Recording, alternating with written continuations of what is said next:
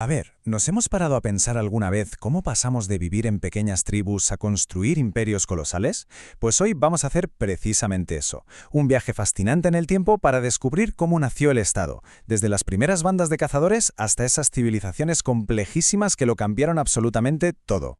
La pregunta que nos va a guiar es monumental. ¿Cómo pasaron los seres humanos de vivir en grupitos de cazadores-recolectores a levantar civilizaciones enormes, vastas, complejas?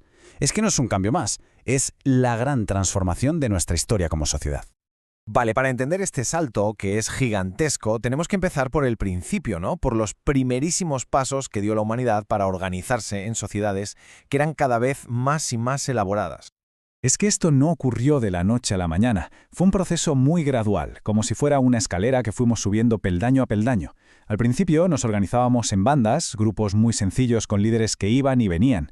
Con la llegada de la agricultura, en el Neolítico, aparecieron las jefaturas, ya con una autoridad más estable en las aldeas. Pero el paso de gigante, el de verdad, fue la aparición de las ciudades, que ya consolidaron sociedades muy jerarquizadas con funcionarios y sacerdotes en lo más alto de la pirámide. A medida que las ciudades iban creciendo, el poder no solo se hizo más complejo, sino que además adquirió una dimensión totalmente nueva.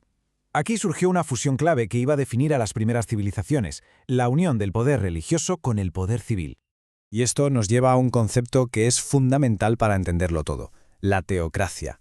La palabra misma ya nos da una pista, viene del griego, teos, que es Dios, y kratos, gobierno, o sea, el gobierno de los dioses. En una teocracia, el poder lo ejercen juntos los funcionarios civiles y los líderes religiosos. Gobernaban en nombre de los dioses, lo que convertía a los líderes en figuras prácticamente intocables. Su autoridad no era solo política, era divina, y esa era una herramienta de control social potentísima.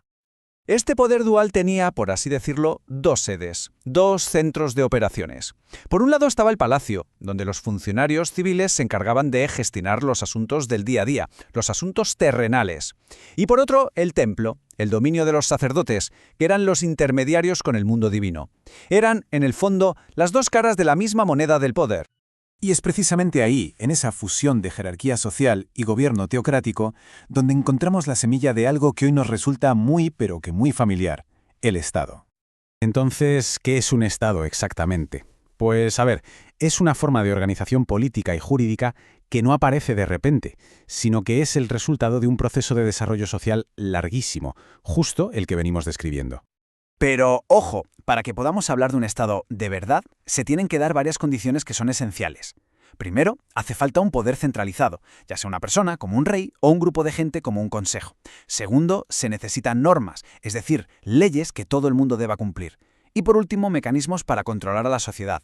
Esto se lograba de dos maneras, con un sistema de creencias compartido, como en la religión, y, si eso no funcionaba, con el uso de la fuerza a través de un ejército o una guardia.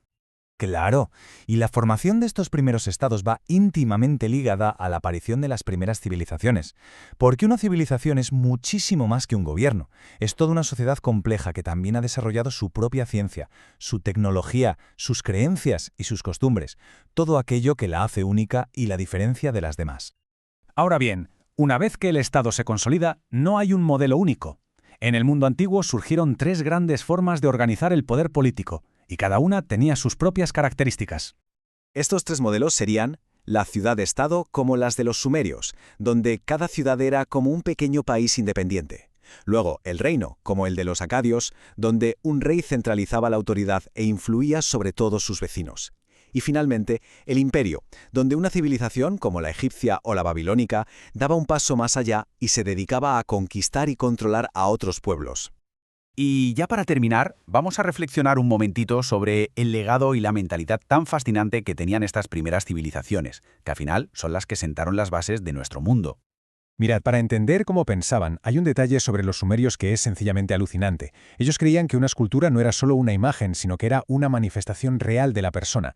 O sea, romper una estatua no era un acto de vandalismo sin más, era un ataque directo, era hacerle daño de verdad a la persona representada.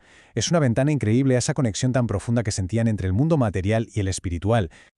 Y con esto llegamos al final. Dejó una pregunta en el aire para darle una vuelta. ¿Qué características de esas antiguas ciudades-estado, de esos reinos imperios, sobreviven en los gobiernos que vemos hoy en día? Porque el eco de la historia a veces resuena mucho más fuerte de lo que pensamos.